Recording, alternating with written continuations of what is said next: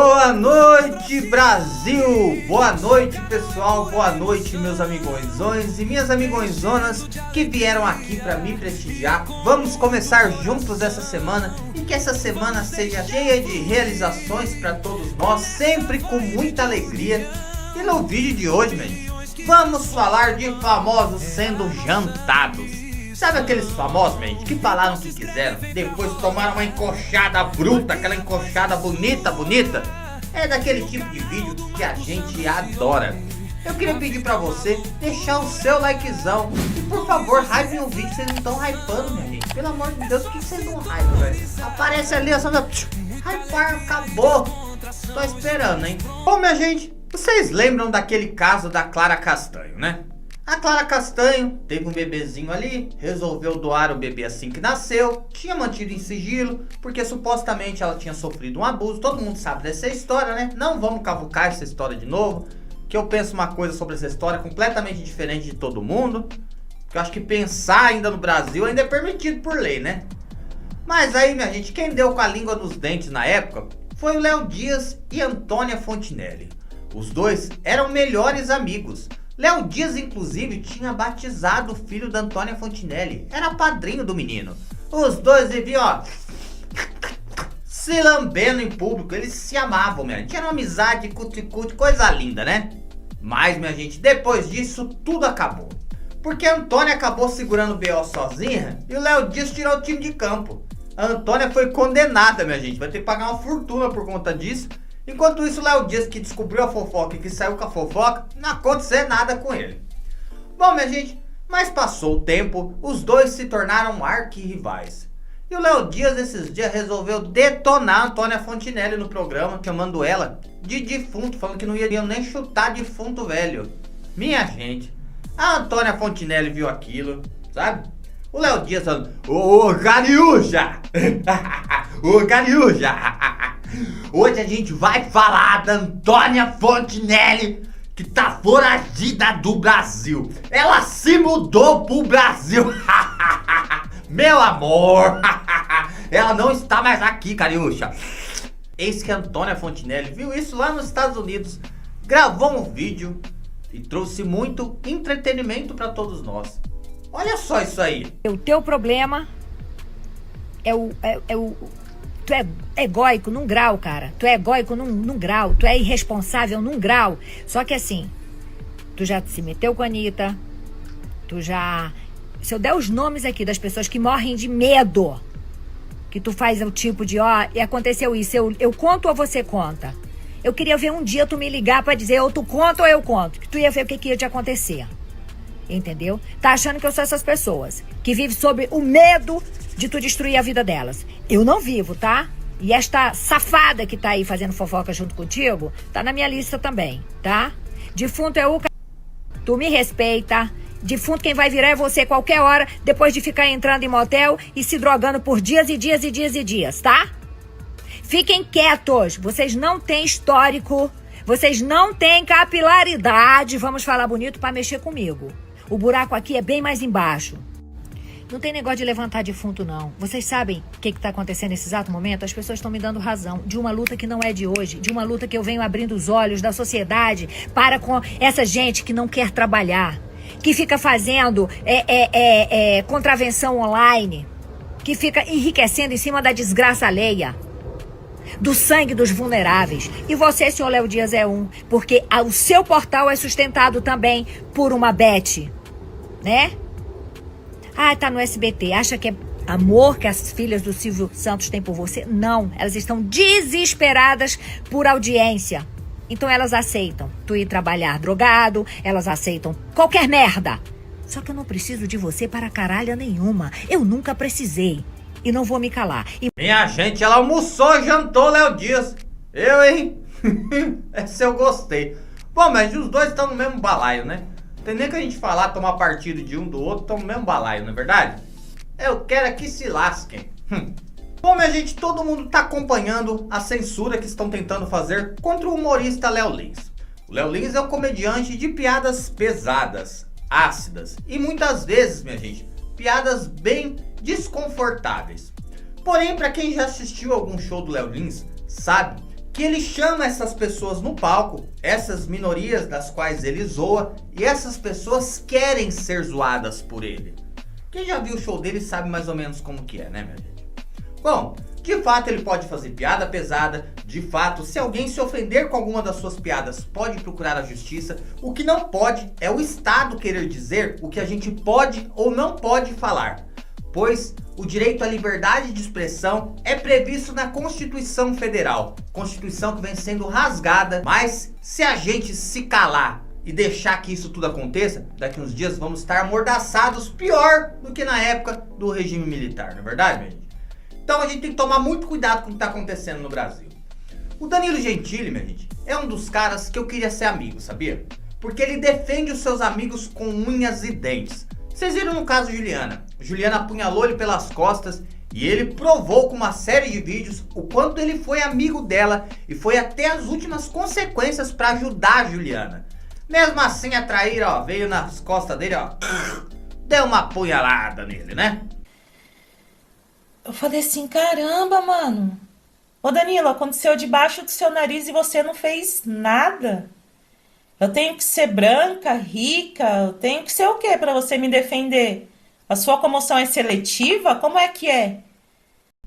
E agora, com toda essa situação do Léo Lins, minha gente, o Danilo foi o primeiro a sair em defesa do seu grande amigo. E eu achei muito bonito isso. Aliás, vários comediantes saíram em defesa de Léo Lins, com exceção daquela turminha da comédia do Leblon, sabe? Aqueles atorizinhos da Globo, sabe? Aqueles que ganham dinheirinho sujo por fora, pra poder defender outras coisas, né? Esses aí não saíram em defesa não. Mas o restante, os outros humoristas que são engraçados do Brasil, todos saíram em defesa do Léo Lins. Sei que muita gente vai se manifestar desapontada pelo fato de eu, um homem preto, não estar comemorando a condenação de um humorista que é conhecido por piadas ácidas e muitas vezes consideradas de mau gosto. Porém, acho preocupante como nossa sociedade vem invertendo os critérios de julgamento para ações concretas. As pessoas estão levando mais a sério o que o humorista diz no palco do que os políticos têm feito prejudicando o povo. Essa história toda do Léo Lins, se fosse para criar um slogan, eu acho que esse slogan seria: tudo bem vaiar, mas é covarde condenar. Porque quando o artista está em cima do palco, ele está se expondo tanto ao aplauso quanto à vaia. Mas um artista não sobe no palco imaginando que um país que exerce a democracia pode condená-lo pela sua liberdade de expressão. E o meu avô foi pegar dinheiro no INSS e não tinha. Ele até pensou em Alzheimer, pô, o que tá acontecendo? Descontaram 6 bilhões ilegalmente da aposentadoria dos velhos. Só que eles não viram, porque não enxergam direito. Os velhos se fuderam. Quem disse que os velhos perderam dinheiro? Os da política ganhou. Foi o repasse. Essa é boa, porra, pode rir. Até agora ninguém foi preso com o escândalo do INSS. Lógico, eles não foram loucos de contar piada. Queria falar do absurdo que aconteceu com o Léo Lins e fazer uma pergunta. Você sabe por que a comédia sempre é o primeiro alvo, né? Porque a comédia cutuca o poder com aquele sorriso no rosto. Isso assusta quem não quer ser questionado. Isso aconteceu durante o nazismo. Comediantes eram perseguidos por fazer piadas sobre o regime. A mesma coisa aconteceu na União Soviética com Stalin, onde contar piada sobre o governo era traição. No Brasil a gente conhece muito bem essa história. Durante a ditadura militar, parece que a gente não está aprendendo com os erros do passado, a comédia foi uma das maiores formas de resistência. A gente sabe disso. E se você acha que isso só aconteceu no passado, não é assim não. Hoje é assim em vários lugares. China, Irã, Coreia do Norte, comediante que critica o governo, ele desaparece, literalmente. E por que sempre começar pela comédia? Porque na hora de calar a sociedade, eles vão no que parece banal. Mas, minha gente, tem um humorista que fez um sucessinho um tempo atrás, já teve programa na MTV, só que de uns tempos pra cá, ele caiu no ostracismo bruto, violento. É o Patrick Maia. O Patrick Maia, minha gente, envelheceu uns 70 anos em 10, ele tá completamente diferente do que ele era, sabe? E não tá fazendo sucesso. Ele resolveu gravar um vídeo chutando cachorro morto, sabe? Pra querer detonar o Léo Lins. Dá só uma olhada no trechinho. E, sabendo disso, alguns comediantes preferem o choque antes do riso. E isso gera um desserviço ao gênero. Eu acho que existem outras maneiras de julgar isso e eu também não sou especialista em lei. Mas também não concordo com o discurso de que o humor não deve ser questionado e que o autor não deva ser responsabilizado pelo impacto do que ele diz. Quando o comediante diz que é só uma piada, está rebaixando o próprio ofício sem perceber o peso e o poder de transformação que uma piada tem. Eu acho desonesto também comparar uma piada que foi recebida como ofensiva ou portadora de discurso de ódio com o papel que um ator desenvolve em um filme. Quando alguém tem dúvida sobre de que lado você está em uma piada, eu acho que você não fez o seu trabalho direito. Não ficou claro de que lado você está. Eu acho que cabe reclamar menos e escrever mais. Ou meter um CLT também, né? Eis que Danilo Gentili resolveu jantar o Patriquinho. Dá só uma olhada nisso aí, o Danilo jantando ele com gosto. Olha isso aí. E quando eu vejo o Patrick Maia fazendo isso com o Léo, eu vou fazer o que eu não fiz quando fizeram isso comigo. Quando eu vi colegas fazendo isso comigo, pela frente ou pelas costas. Porque eu sei o momento que o Léo tá passando. E isso, Patrick, é coisa de filha da p que você tá fazendo. Quando você vê um amigo seu no chão e uma rodinha enchendo ele de bicuda, e você aparece pra dar o seu chutezinho na cabeça dele, pra quem tá enchendo ele de bicuda te dar um tapinha nas costas e falar: muito bem, Patrick, muito bem. Isso que você faz é uma coisa de filho da p e de invejoso. E eu vou responder porque, além de tudo, Patrick, você é burro pra caralho.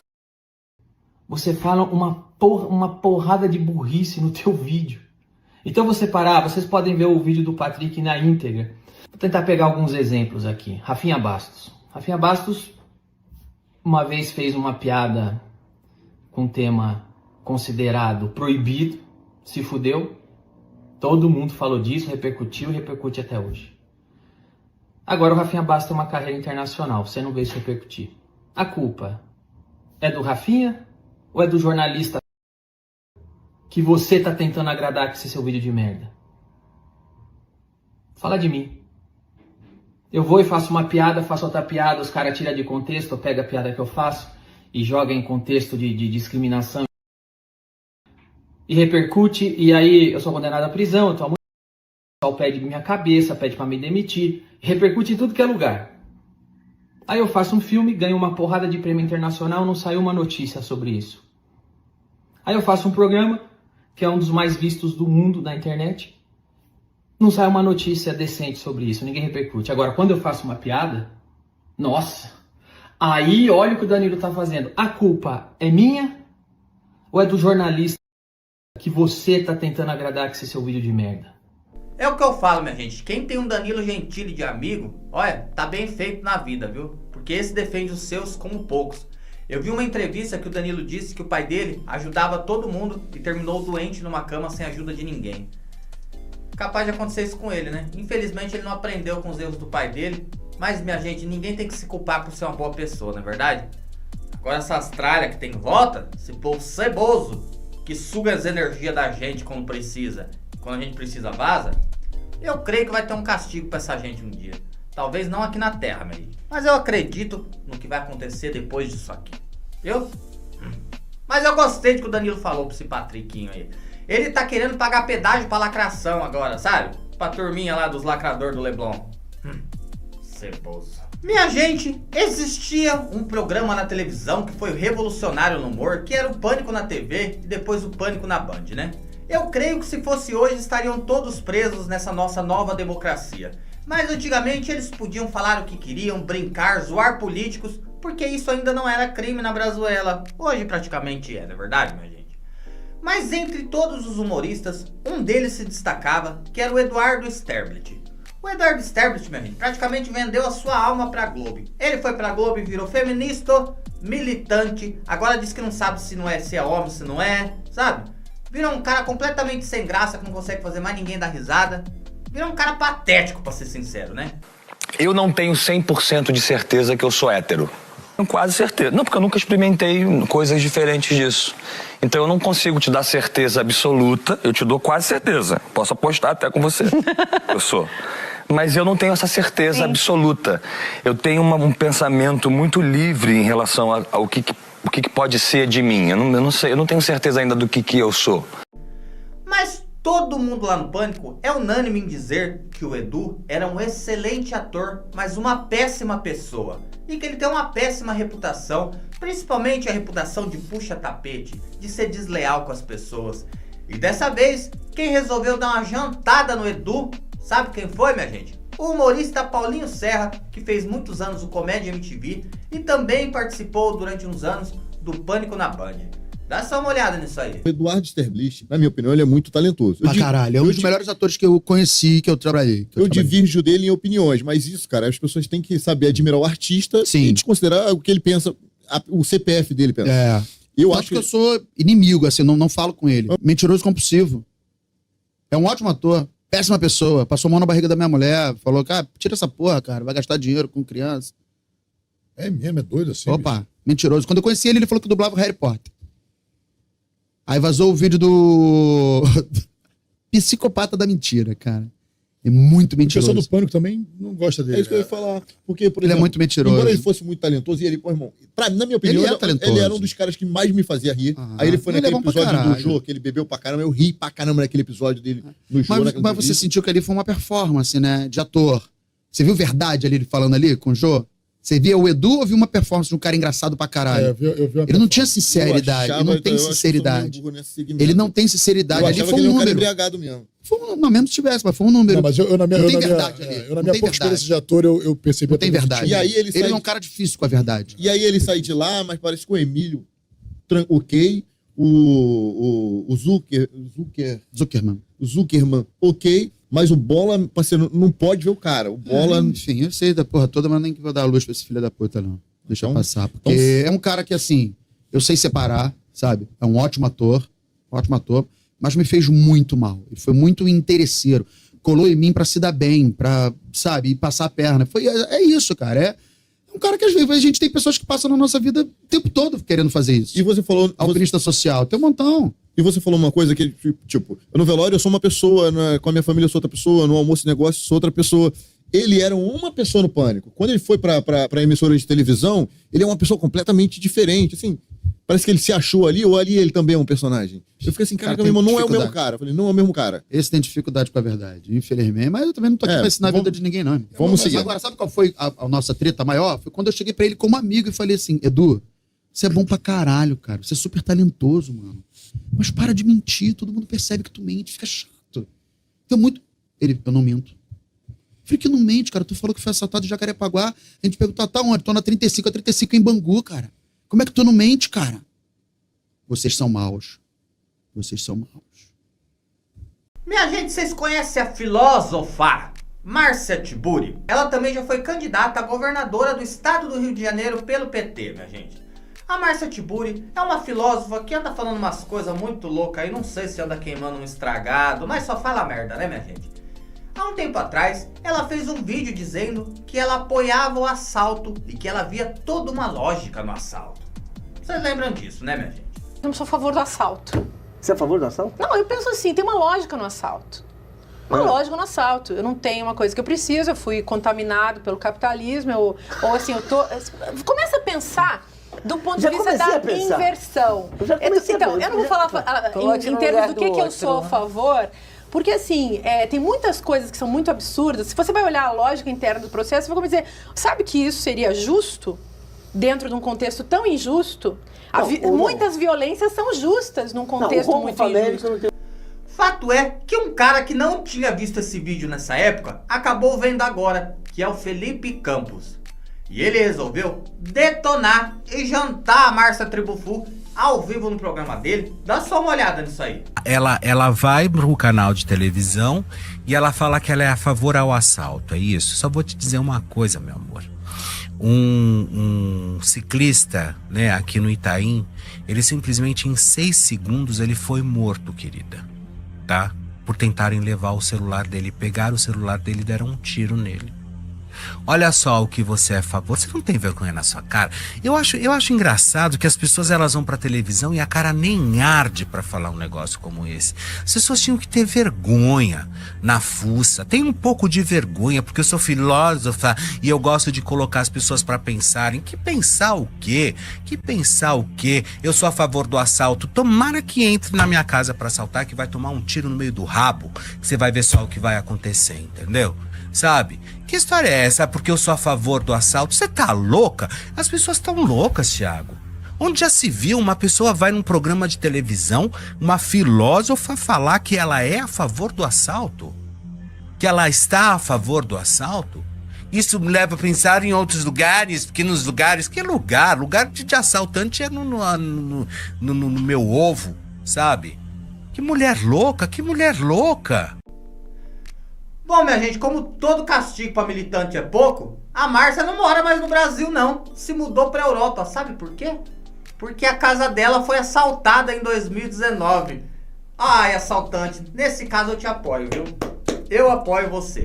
Bom, minha gente, o vídeo de hoje com essas lacradas e essas jantadas vai ficando por aqui, mas eu prometo que amanhã tem um videozão todo especial pra vocês. Que Deus abençoe a sua casa, a tua família e todos que o cercam.